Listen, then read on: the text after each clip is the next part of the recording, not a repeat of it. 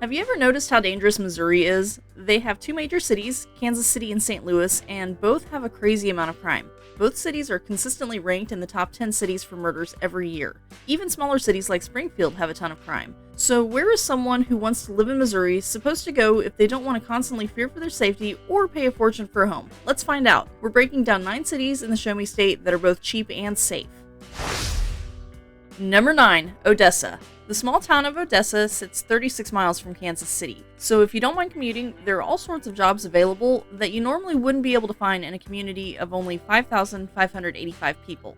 They also have a cost of living that is 15% below the national average, but the big selling point is that housing costs are 32% below the national average. The majority of homes on the current market are priced between $125,000 and $244,900.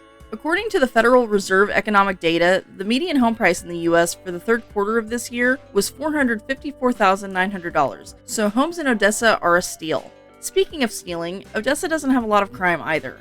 Their overall crime rate is 24% below the national average, but what crime they do have is mostly property crime, because their violent crime rate is 75% below the national average.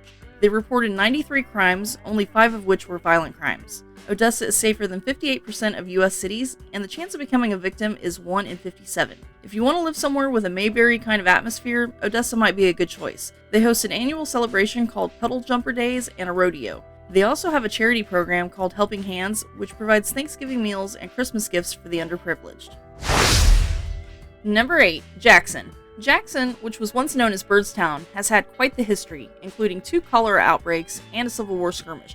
But today, it's a pretty quiet place. Their violent crime rate is 73% below the national average. They reported 244 crimes, of which only 16 were violent crimes, and none were murders. Considering their population size of 15,515, that's not bad at all. The chance of becoming a victim is 1 in 63, and Jackson is safer than 61% of American cities. In addition to being safe, Jackson residents also enjoy a low cost of living. It's 10% below the national average, and housing costs are 14% below the national average. Homes in this city run from a modest 2-bedroom for $134,900 to an extravagant cabin retreat with its own lake and 9.8 acres of land for a hair under $1 million, so there's a home for pretty much every price point. If all of that isn't enough to consider Jackson, CNN's Money magazine named it the 59th best small town in the U.S., and Missouri Life magazine ranked it in the top 10 towns in Missouri. Number 7, Grain Valley. Grain Valley, a community of 16,002, was recently awarded the Missouri Main Street Empowerment Grant, so there will be improvements coming soon to the downtown area. They're also building a new police station, so if you're looking for a community that makes investments in itself, this could be the place. It's located 26 miles from Kansas City on Interstate 70, so this is a good place for those looking for an exurb kind of town.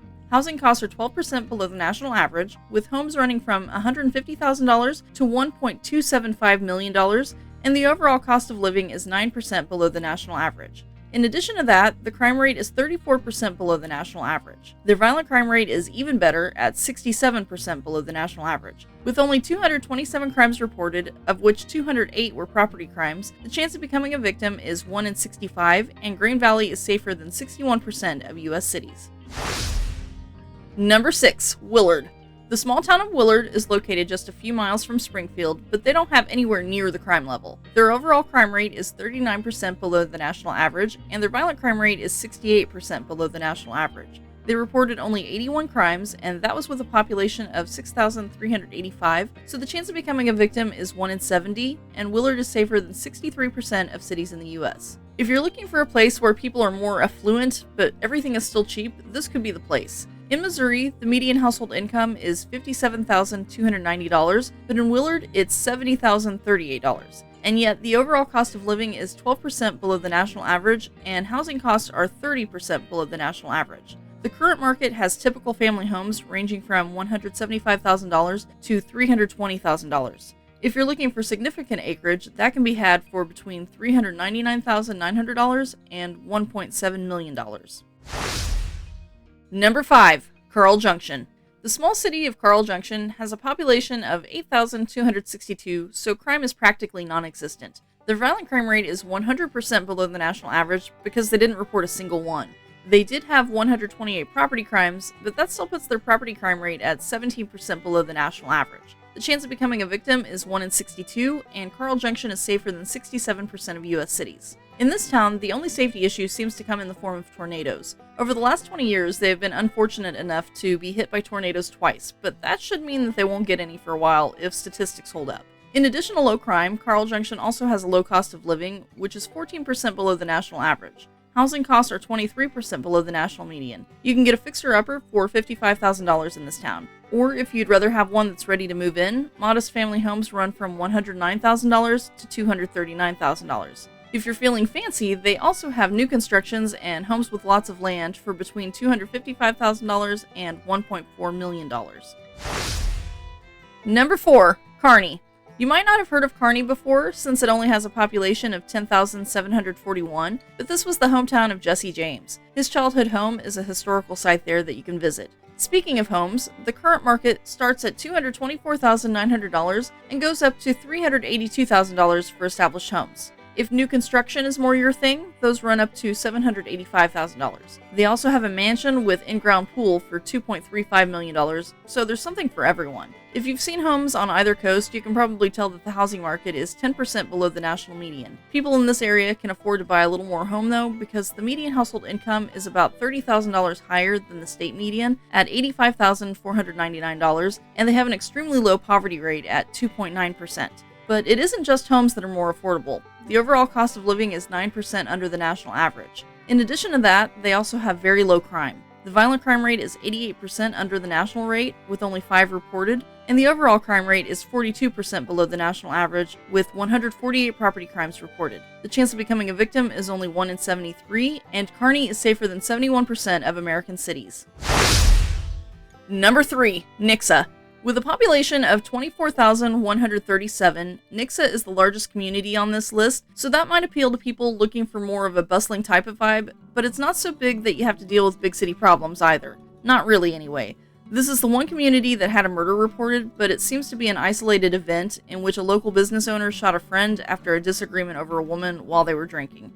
You know, like you do. Even with that factored in, the violent crime rate for Nixa is 70% under the national rate, and the overall crime rate is 58% below the national average. There were only 224 other crimes reported, making Nixa safer than 73% of US cities, and the chance of becoming a victim is only 1 in 102. Nixa is also cheaper than many other areas. Housing costs are 24% below the national average, and the overall cost of living is 10% below the national average. Currently, they have many homes listed for sale, with the lowest priced at $170,000 and the highest at $1.7 million. Another cool thing about Nixa is that it's known for being an innovative city. Earlier this year, they won their 5th award for innovation thanks to a new sensory path at one of their parks.